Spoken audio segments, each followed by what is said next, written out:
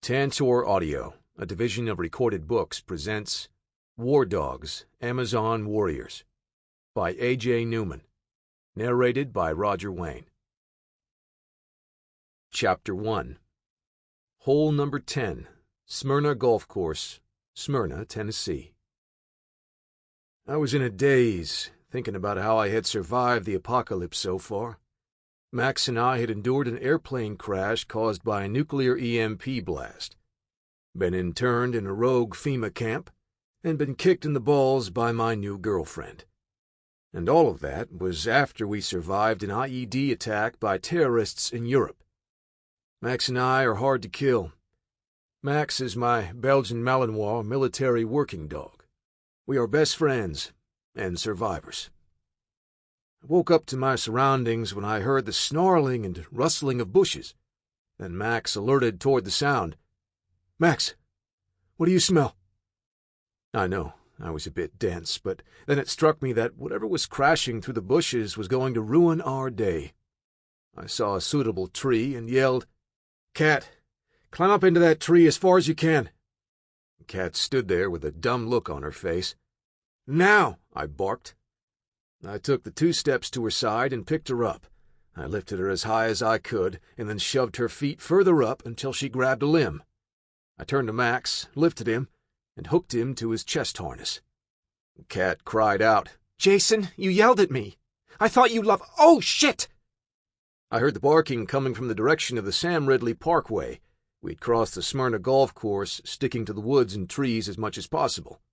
We'd crossed the bridge by number 18 and walked over to hole number 10's tee box when Max alerted. I could see the wild dogs charge out of the trees, snarling and biting at each other in their frenzy. I pulled Max and myself into the air and grabbed another limb to draw us even higher when the Rottweiler jumped into the air and bit into the top of my damn boot. The SOB ground his teeth into the leather and shook his neck vigorously. My boot was securely laced, and the massive canine hung there clinging to my foot. The other dogs were blocked from attacking me by the vicious Rottweiler. I clung to the tree with my left hand, unable to move since Max was trapped between the tree and me. The cat saw my predicament and carefully pulled her bow from over her shoulder. She reached back and only found 2 arrows. By the time she had the arrow knocked, I had begun swinging the massive dog back and forward, crashing him into the tree with each swing. I yelled, "Save the arrow! I'll bang the brains out of this one against the tree." I tried to reach another limb with my right hand, but none were close enough. Max's weight pulled my shoulder down far enough that I couldn't reach the limb. I grasped with my left hand. I stopped swinging my leg because it was making my hand slip. Just when I was ready to release my grip and take my chances fighting the dogs, hand to paw, I felt a hand grab my right wrist.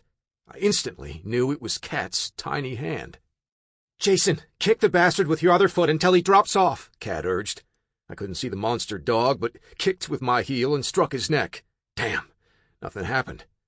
I raised my aim a bit, and this time I felt him drop and yelp on the way to the ground. When he dropped, Cat pulled me up with all the strength she could muster. The others in the pack tore into the Rottweiler, since they had been whipped into a rage as they'd fought each other to tear into me. With Cat's help, I reached a limb and pulled myself high enough to place my feet on a sturdy branch. I huffed as I tried to get my breath.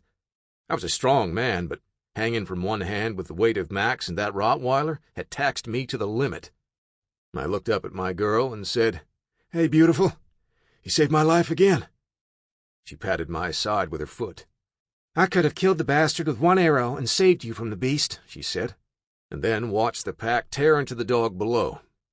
She asked, "Are they eating him?" I knew I couldn't stop my girl from seeing the carnage as the pack tore into one of their own. "Yes, they're eating her. There's no one to feed them anymore. These packs of wild dogs have just about killed off all the small game in the area. I haven't seen a deer in several weeks." The cat nudged me in the side again.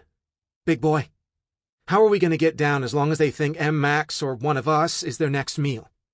"You know his name is pronounced Max, just like a man's name. The extra M only designates that he was raised and trained at the puppy farm at Lackland Air Force Base." "I know. I just like winding your clock." Back to the dogs. That's a damn good question. Do you see the female with the sagging tits? They have pups to feed. This apocalypse is a bad gift that just keeps on giving us one crap sandwich after another. Cat laughed. I know this isn't a funny situation, but you have a way with words that tickles my funny bone. Do you think Maria and the others will start looking for us? I looked up at my girlfriend and remembered when I had first met her and saved her from a man who was trying to kidnap her. My reward was a swift kick to the balls because she thought I'd wanted to hurt her. Her blonde locks were a bit longer now, and she smelled much better, but she was still only about 5 feet tall and 100 pounds. I first thought she was a young teenage girl who needed a spanking, but learned the hard way that she could fight like a man. Jason, wake up. Were you sleeping? I want to know how and when we'll get down from here. I gotta pee. I snickered when I pictured her trying to hang onto a limb with her butt hung over a branch. Then I realized she was almost directly above me and took her complaint more seriously.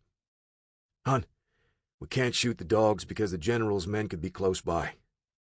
Their outpost is in the clubhouse about a half-mile west of here. There's still about 10 dogs left out of the original 20 looking up at us and hoping for their next meal. Jason, I know all of that, but do you really believe this ex-friend of yours, the general, is as bad as you say he is? I didn't think so at first, but now I believe he's some kind of sadist who gets off on abusing people. The man is evil. This didn't answer her original question. She asked, What can we do to run the dogs off, or kill them? Hold on. I just had a brainstorm, I said as I fingered the grip on my Benjamin air pistol. I'd kept the air pistol for small game and had forgotten about it since the game had been eaten or run away by the wild packs of dogs. It was only a single shot, but perhaps I could kill one of the smaller dogs, and maybe the pack would get their fill of dog and leave. I hate harming any dog, but I'm going to kill one now, I said as I carefully aimed at the skull of a small pit bull. The pistol made the sound of a blast of air being released, and the pit bull jumped into the air, landed on his feet, and ran off into the brush with half the dogs chasing him. I was surprised the pellet didn't kill the dog, but at least there were a lot less left to worry about for the time being. I loaded and shot another one who keeled over and died, while the others ripped into her and feasted. They got their fill and left. A few minutes later, Cat heard a noise over the sound of the ferocious feeding frenzy coming from the brush. Jason, they're coming back. What? The dogs. Only this time there's more. And they're larger. We're in deep doo-doo, Cat said.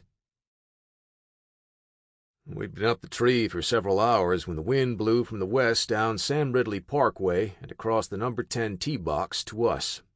It was a bit chilly. I saw some clouds in the distance heading our way.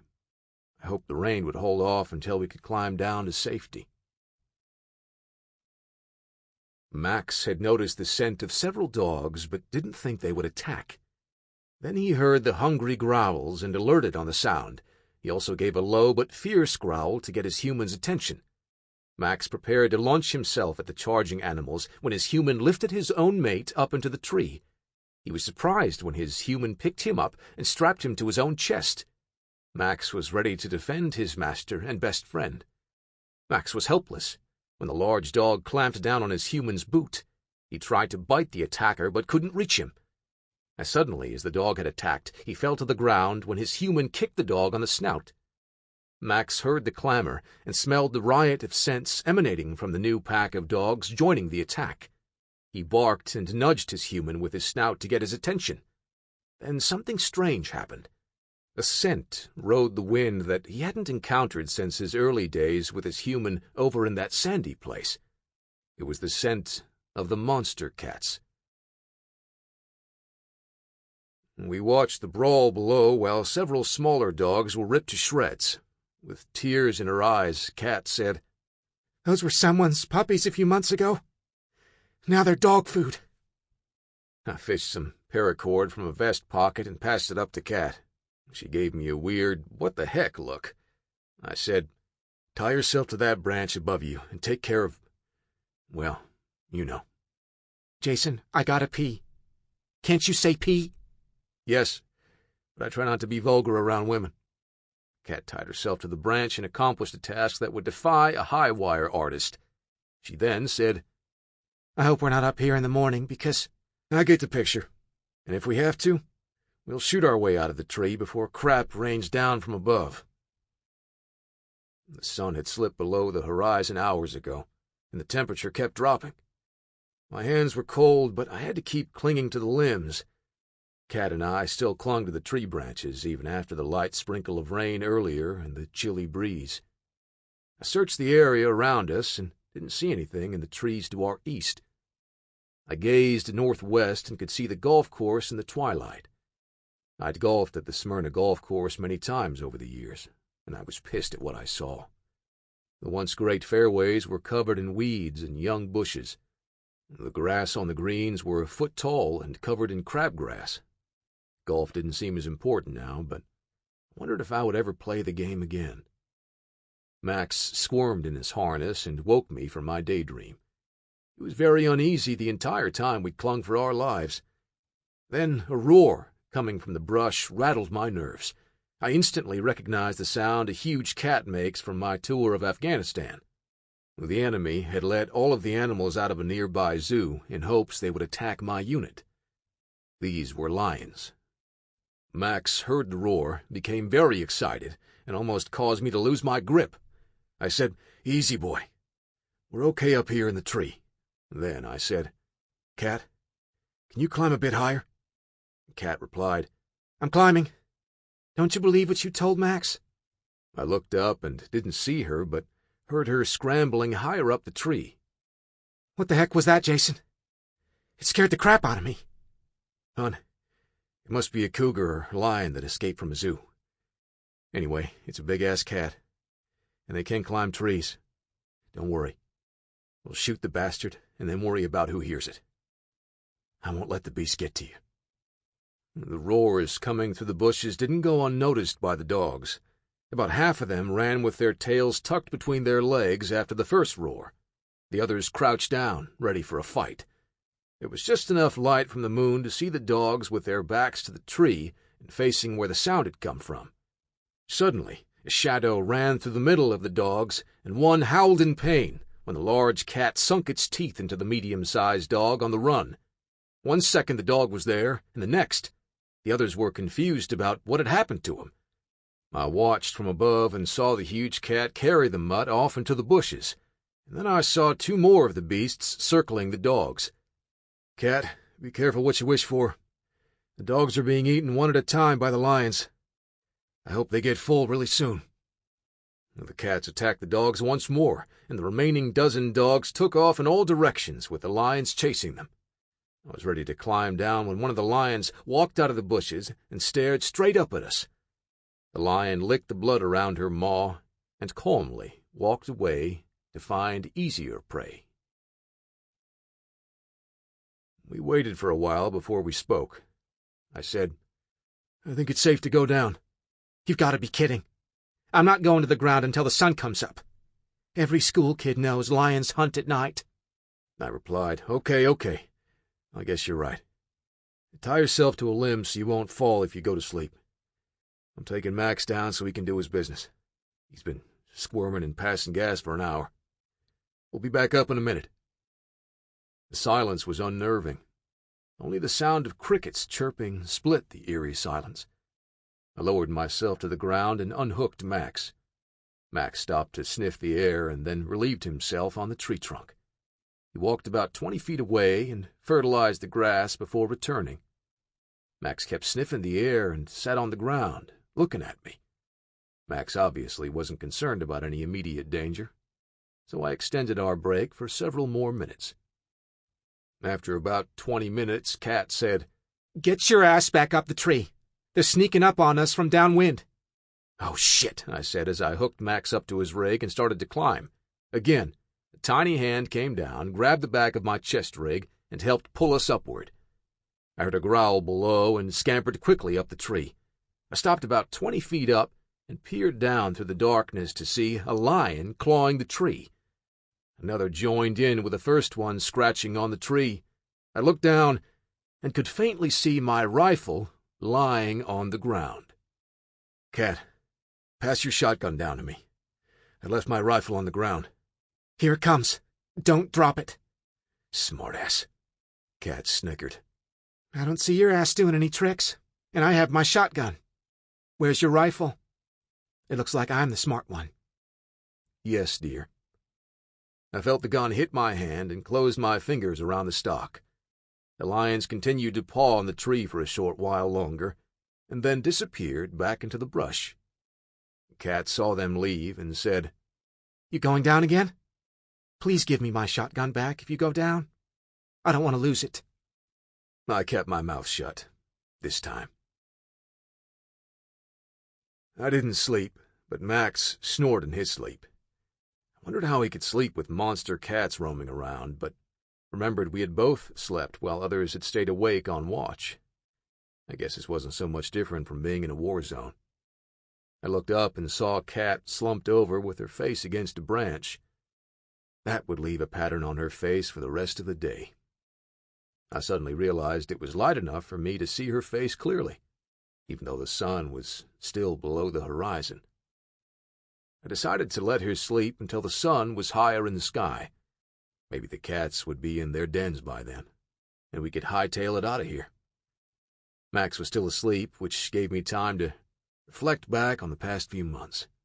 I'd fought terrorists, been wounded in an explosion, and survived a plane crash during the first weeks of the apocalypse.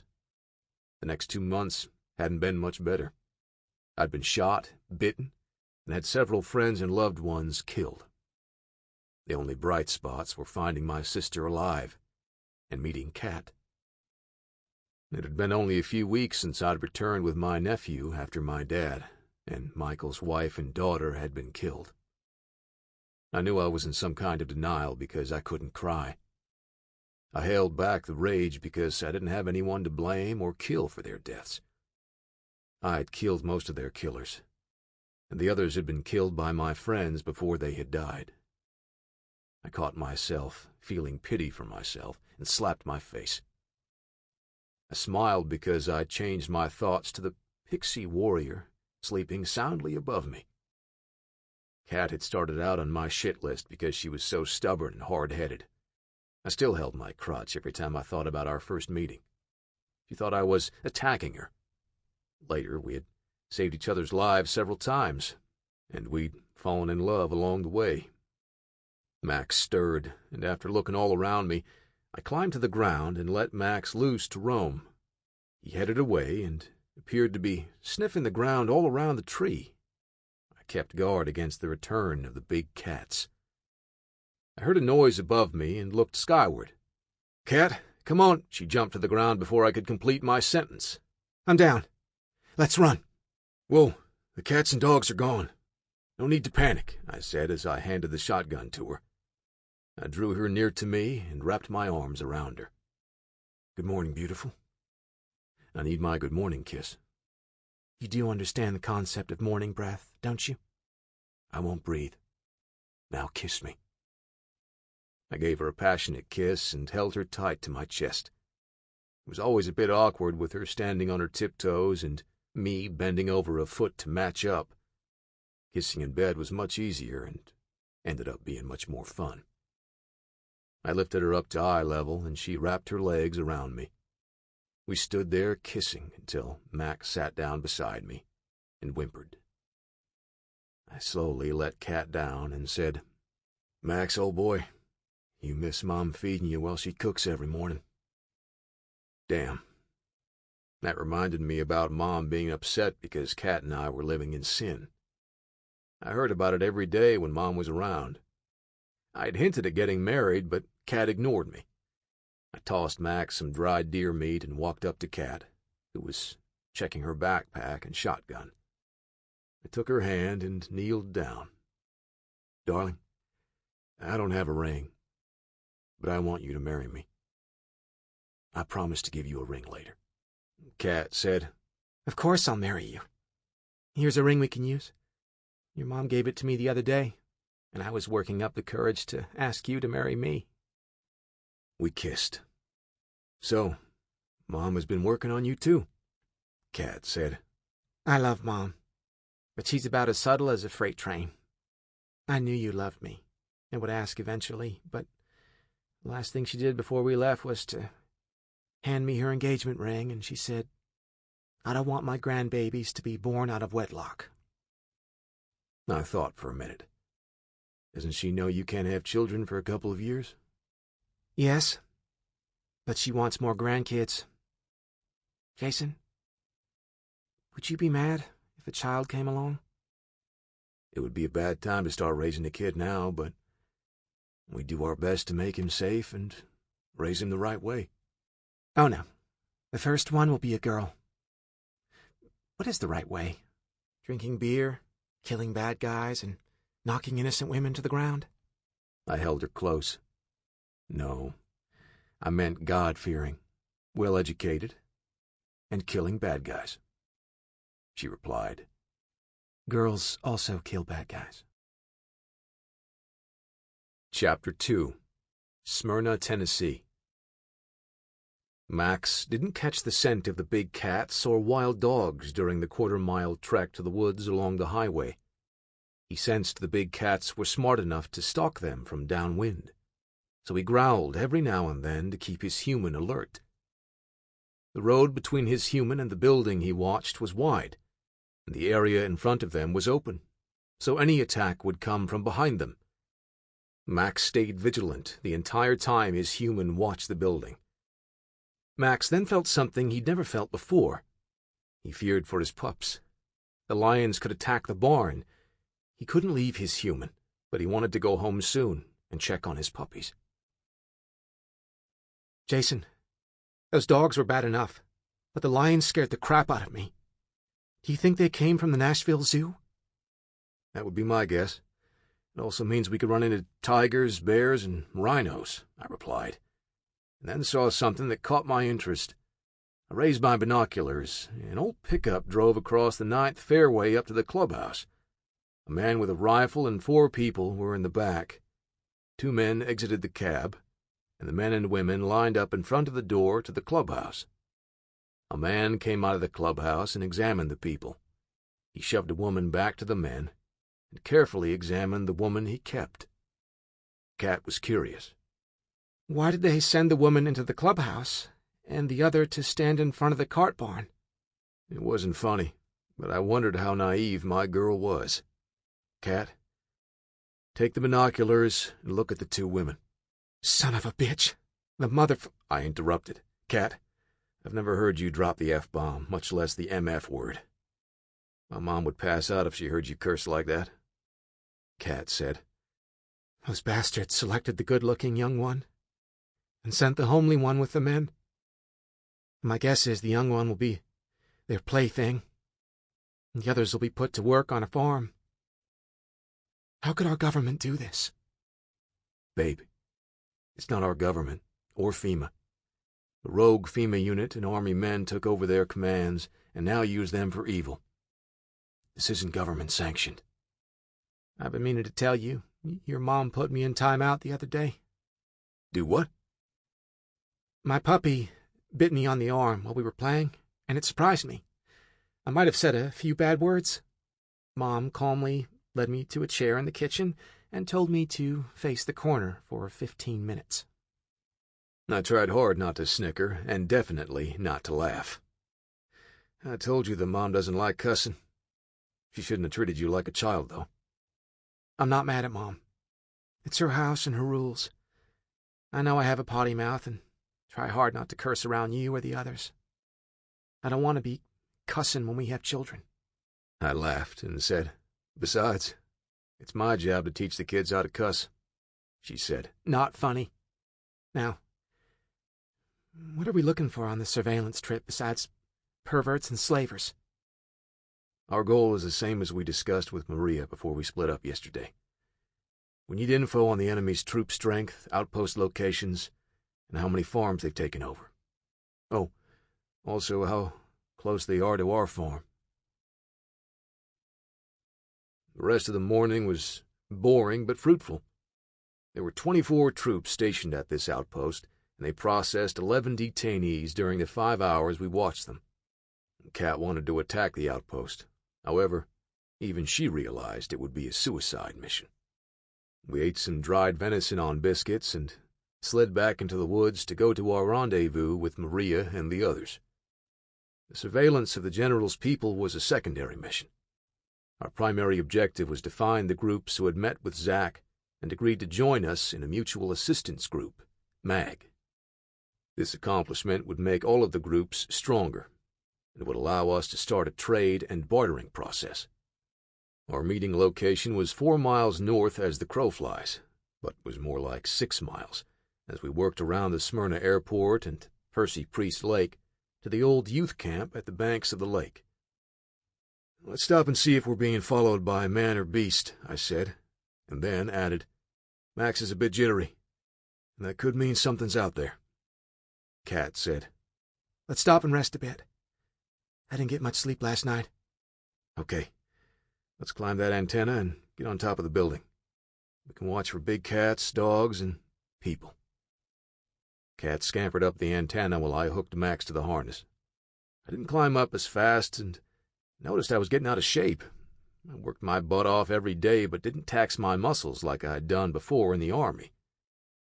We dropped down below the short wall around the roof and scanned for anyone or anything that might have followed us. Max was uneasy and tested the breeze with his nose several times. I knew something was out there, but where it was located was the big question. What it was turned out to be the next question. A few minutes later, I heard Max growl and Kat say, "You ain't gonna believe this shit. There is a big-ass lion just inside the woods to your right. See him? There, to the left of the blue Corvette." A female African lion sniffed the air for signs that we were nearby. If that sucker had caught us on the ground, we'd have been cat poop. I searched my chest rig for a small squeeze bottle of insect repellent. The drops, filled with DEET, fell to the ground and splattered. I low-crawled to the other sides, and one by one, I squeezed several drops down to the earth. By the time I was back by Kat's side, she had pointed. "The lion is rubbing her nose with her paw. She doesn't like mosquito lotion." The revelation that the lion was hunting humans was unnerving. Damn. First the apocalypse, then riots and starvation, and now lions trying to eat us, I moaned. Kat quickly said, "Do you think the natives around the world in remote jungles even know there's an apocalypse?" Kat seemed to always bring up topics that sounded so simple at first, but then made you dive into some deep thinking. Darn, that's a good question. I think most would know something happened and would celebrate the destruction of the civilizations who constantly cut down their forests and cleared their jungles. Then, the starving hordes would descend on them to kill every bird, animal, and fish in their lakes and streams. The intruders would have M4s, ARs, and AKs. The wars wouldn't last long. Darn your hide. I was thinking about them living in paradise in a simple world. I quickly said, that could also happen, if they're far enough away from civilization. Think about those people. Yeah, right. It's too late. You polluted my utopian paradise, she replied. The big cat approached the antenna, sniffing the ground. The lion smelled the ground where most of the insect lotion had fallen, and then snorted and sneezed. The lion took off running. I said, "Good riddance. Let's wait for a few minutes and then head on to the meeting place." Jones Mill Road led us to the old youth camp located on a peninsula jutting into the lake north of the airport. We saw Maria's guards before they saw us. I raised my rifle into the air and hailed them. They waved for us to join them. Pete shook my hand and said, "Did you run into the pack of wild dogs?" "Yes, they had us treed for a while. We were afraid to shoot the dogs with us being so close to the General's outpost," I said. "We came up with a solution to that issue. I'll let Maria tell you about that." I couldn't help but notice his AR had a homemade suppressor on the end of the barrel. "I think I can guess what the solution is." Kat saw Maria walk out the door of a dilapidated building and motioned for us to join her. She said, "Come on. She wants us to come on in." Maria's team had found the 2 main groups who wanted to join us, and they had invited 3 more groups. The large room had 24 people from around the southeast Nashville area with one purpose: survival. Max acted kinda strange. Sample complete. Ready to continue?